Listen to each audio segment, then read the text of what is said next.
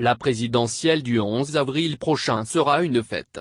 Ce vœu fait par le président Patrice Talon, pendant sa tournée nationale, a été l'une des convictions politiques exposées et défendues dimanche 21 février 2021, sur les plateaux de Canal 3 par Bogar Koukepaki, directeur de l'école politique de l'Union démocratique pour un Bénin nouveau, UDN.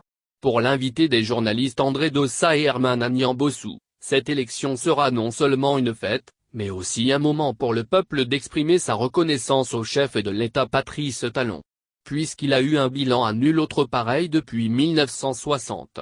Pour Bogar Koukepaki par ailleurs, le Bénin appartient à tous, et non à quelques individus qui sont dans la logique de déstabilisation et tiennent des discours creux. Hier le processus n'était pas bon pour eux. Mais ils se sont empressés d'aller déposer leur candidature en duo, a-t-il dénoncé.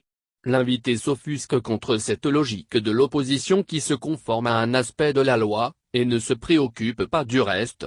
Avant d'ajouter que ce n'est pas ce qu'ils disent au peuple qu'ils font. Les gens sont trop passionnés par la politique politicienne. Cela devient de l'utopie lorsque vous interprétez à tort les décisions et lois votées. Vous êtes un handicap pour le peuple. Les théories de l'université sont différentes de la pratique sur le terrain, a-t-il déclaré. Le processus électoral en cours, et les institutions de la République jouent leur partition. Pour lui, c'est le signe du dynamisme de la démocratie. À ce propos, il a critiqué la position de Rekia Madougou, candidate recalée du parti Les Démocrates à la présidentielle du 11 avril prochain. Car pour lui, ceux qui n'ont pas pu convaincre au sein de leur parti politique, ne pourront pas convaincre le peuple.